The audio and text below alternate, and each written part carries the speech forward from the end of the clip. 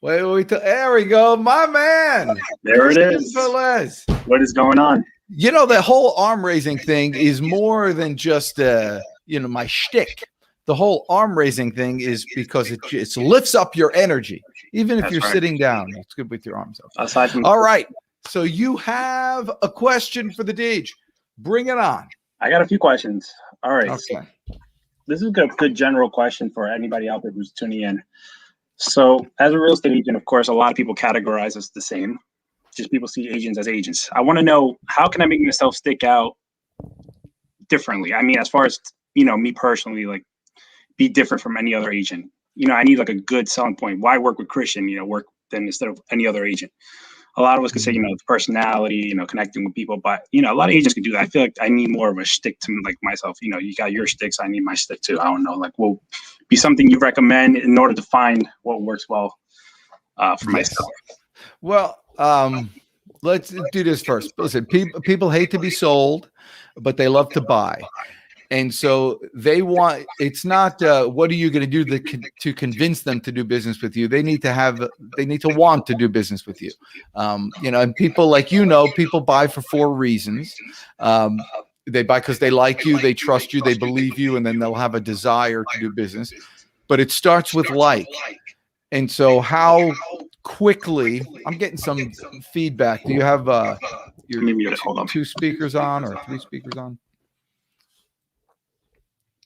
There you go. Not that I don't like hearing myself talk, but yeah. So they buy for those 4 reasons. So you got to get them to like you and to differentiate yourself. Now, my thing is my energy thing, because that's just what I got. But just having that and not using it is one thing. The easiest way for anybody in a commoditized business like yours to get noticed and to be liked by the people that want to do business with you is to do whatever you're doing more. Most people will, like, you do videos a week, you do a newsletter, right? Once a week, and you do 1 video a week. Most people will do it once a week, or maybe not at all, or whatever. Why don't you do one every day? Just like every day, do whatever you're doing and do it more. And when you do that, the people that are going to see you are going to say, heck, this guy's really out here. Instead of you having to tell them that you're a hard worker, they're going to say, well, crap, this guy's out here all the time. He's a hard worker. That's the type of person I want to do business with. And so that's just one. If you're a writer, write more. If you send out letters, if you send out emails, do it more. But whatever you do it to the point where you're like, it's 10 times more than anybody else. Easiest way to stand out. Make sense? Yeah, no, that makes sense. Yeah, I do video once a week. So you're saying do a video every day. Now, if I do video every day, does it have to be educational, or should it be something just in regards to anything?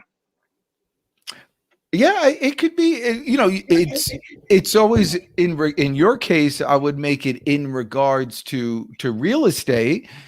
But there's, everybody has the same questions all the time anyhow, and the market's constantly changing. And so you could say, this week's market report is, and then you could do that, on Mondays. On Tuesdays, you could talk about, hey, the new it's a new season here. You want to add more money to the value of your house? The easiest thing in the world is put flower boxes up. The best flowers for this time of year are boom. And you can talk about that. That's Tuesday. On Wednesday, you talk about whatever it is, curb appeal, mow your lawn, get your brush out, whatever you want to talk about, or give examples, or even better yet, maybe an interview show with one of your a recent person who have sold their house and something like that. How did they just do a little 2-question kind of interview type of thing with people? Doesn't matter what you do. All people are going to see is that you're there every day. You're really making things happen. So I mean, that's one thing. But you had a specific issue that you set up time with me. What was going on? I'm trying to remember what I think it was just a mixed bag of things.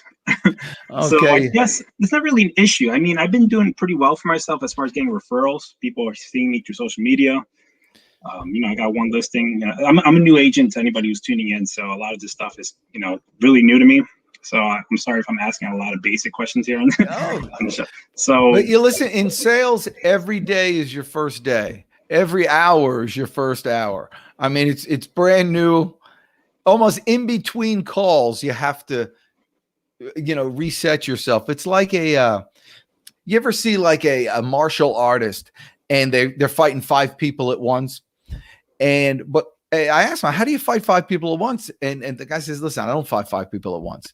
I fight 5 people one at a time. And so what happens is I'll go after this one guy. I come back to center, and then I have another one. I come back to center, and I go, but you're always coming back to center it's the same thing in sales. You're always coming back to center and starting from the beginning. Big challenge that people has is, but everybody cuts corners.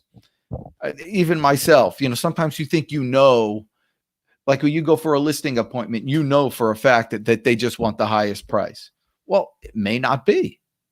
It may be that they want to sell to a young family because they have such feelings about their house or whatever. So you got to go in there at the beginning. That's, you're starting all the time. So listings is your bag, right?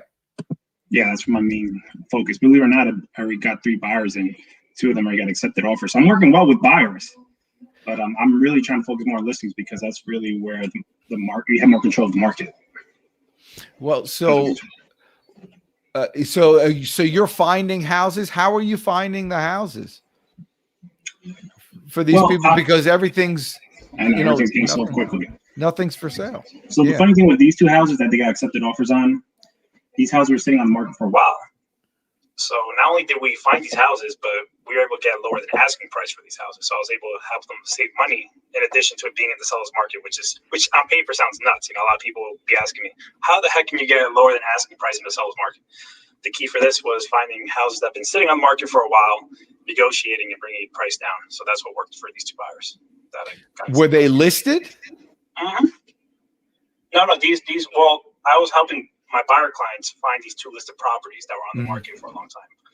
So they were sitting on the market for a while. We negotiated, brought the price down for both properties. And, these are for 2 different buyers. So both of them got accepted offers during the last weekend. And it just worked out. I mean, well, that's awesome. So you know what that is? That's a video. Mm-hmm. And that's content.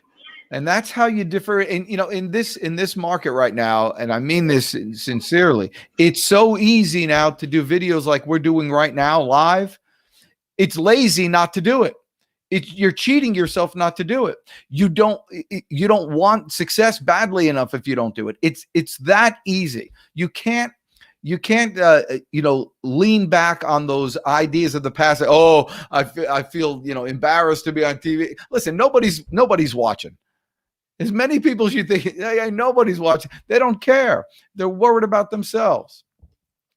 And so you just got to get out there and do it more often. And you got it. You got it going on. You're ready to go. And when I say, you got to do it today.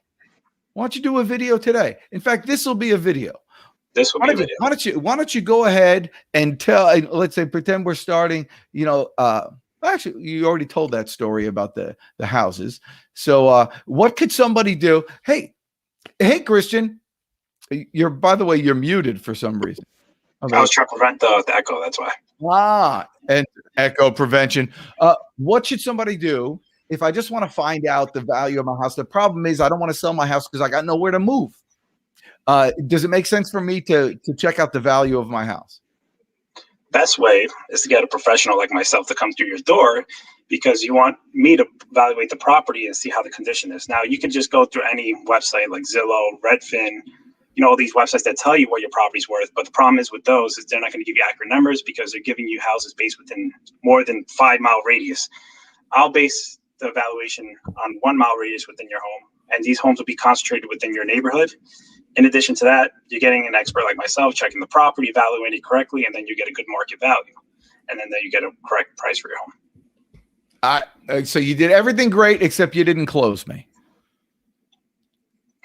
Got to work on the niche. Yeah, all you got to just say. So how's that sound? So how's that sound to you?